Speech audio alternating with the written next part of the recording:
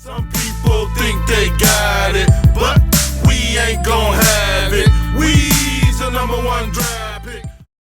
That I've written, directed, and produced. I've hired over 350 actors in Detroit.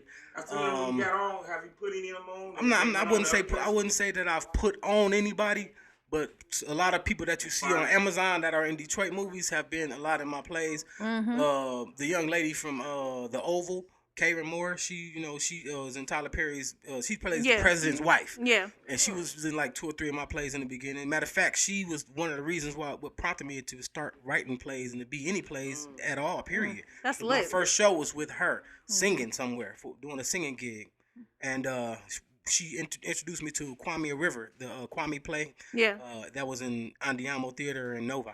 that's lit. Yep. So. Oh, okay. And what was your motivation for to get that? Just out of nowhere, I'm gonna do plays. Well, it was a lot. I'm not gonna lie. It was an incident that happened to me, like where I almost lost my life, and it was like after that incident, I was like, I'm gonna have to do something. Like this incident, I was with my girlfriend, and we were coming home from Walmart at 12 o'clock at night, and she stayed in she stayed in Taylor off of Eureka Road, and we stayed in some apartment buildings. So as we coming into the building, we put the groceries up. I come outside to step outside for a minute, and I see 4 young cats, and they were, coming at me like it was dark, it was night. One of them had a gun. I'm like, all I know is let me get back inside. So I got inside, but that wasn't the end. I locked the door. I was so shook. I locked it and unlocked it. Like I'm like, ah! So look, so I get out. She like, what's wrong with you? I'm like, it's some niggas with guns outside. So she like, she runs upstairs, but they right out there. They outside, so they hear her. Because she on the edge. She on the end apartments or whatever. They start shooting shooting upstairs. Boom, boom, boom. I'm talking about loud as loud. Like that. It was like, yeah. So long story short, nobody was hit. They ran off. I guess they thought that I had a gun or something I was going to return. But I was just trying to keep safe. So long story short, after that day, something sparked in my mind. I was like, I either got 2 choices. I can either come back tomorrow night and ride out. No, I mean not do it again, but to come back and cause harm to somebody. Yeah. Somebody's kid, whoever out at 1 o'clock in the morning. Y'all didn't care about me. Right. Or I could take the mentality and begin to create something better. So around that time, I was already kind of writing plays, and I wrote a play called Young Boys. And I took that same energy I had a young cast, and it was like, I went to school at like 2 or 3 schools and did it in Pontiac. We did it all, and it just put it together. Yeah, for young kids, yeah, to have them something to do. So I helped out, multiple kids as opposed to retaliating to, to something that could have happened. You put so it in you a positive way. You saying that inspired you, and it put you in a more positive direction. That negative energy brought positiveness out of you. And let me tell you what else it brought out of. Because what you did with the plays, it spurred that movie that I later on went to make. Because that motivated me. I'm like, I'm out here acting, doing my thing on stage. I can do this, a little bit later on. I can put together a movie. You know what I'm saying? So I did that off of your inspiration, off them people, that negative energy. So that was too positive. It defeat that negative. You understand? That's amazing. Yeah. So I got a question for both of y'all. How would y'all, like an upcoming play or movie maker, how would y'all tell them, like, what would be a good thing to tell them? Advice. Like advice.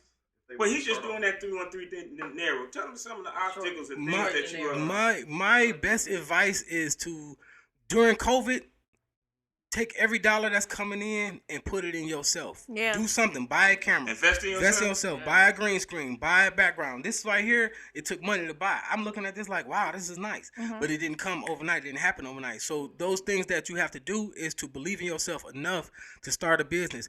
And it only takes $23 downtown to start a DBA. It's called a Doing Business As, to lock down your name. So I would recommend everybody to just, to start off just at that simple, right there at the front door. Just start a small business. I have an LLC which costs a little more, but that's a limited liability corporation. So when it comes to business, you got to know the jargon or whatever. But overall, you got to have something. $23, lock down your name in the city of Detroit. DBA. You can have Joe Blow's barbershop or whatever. You DBA. put that Oh, he behind also the name. So cut hair too. So. yeah, I do a lot. Oh yeah. He a Detroit hustler. Oh That's man, what he Detroit get money. do. He get money, Yeah, and he ain't gotta go to the white man to get it. You know what I'm saying? Where your He get on shop his at? own hookup. No, everything is home based. You wanna know. Here's the thing. Here's the thing. Everything is home based, but I never will cut hair when I'm doing soulful rolls. You see what I'm saying? You can't get a haircut. B.O.B. Bob wanted to come get it. No. I'm in the middle of rapping rolls right now. I got gloves on and I'm handling my food with caution, with care. Every roll is taken with care. Yeah. And Love it. yeah, with love and care, it's like ain't no So. with love and care and ain't no hair. It's like, but that's the whole thing. How did y'all feel about the rolls over there, Tika? What did it make your stomach do? Still hungry She for want more. another. It wasn't enough. Let's go. Was it enough? It wasn't enough. She rubbing her legs. I should have brought more. Hey, I'm finna get going, y'all. Okay. Let me ask Anything you you one more want to say? question. I'm sorry, no, I'm not about to get going. No. But Go ahead.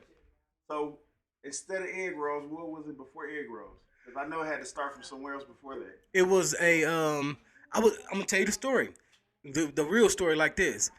It's a place on Grand River and Lasher that sells black eyed pea green soup, and it's a little ass cup of it for like $4.95, right?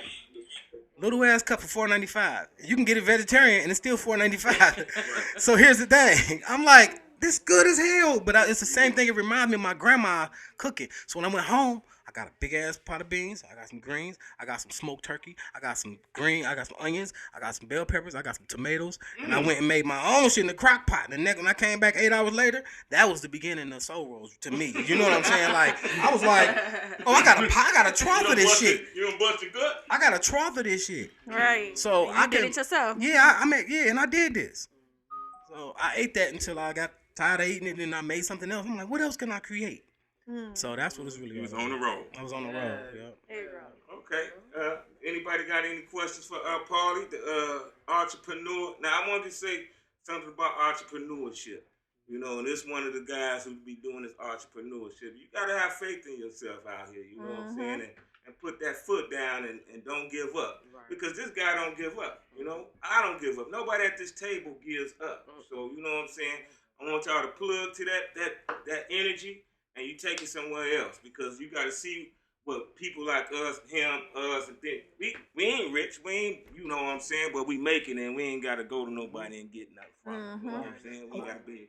I want to add on to what you said about Detroit De Niro. That's a web series that's out that I put out here. I just grabbed my camera and I started shooting. I came up with an idea with 4-part series where I play a role. I play a guy who just did 3 years in jail, and I get out and my cousin is into some bullshit, some drugs and things like that, and he kind of pulled me adversely into his world or whatever. Pokeman plays a part in it. He plays one of my right hand man.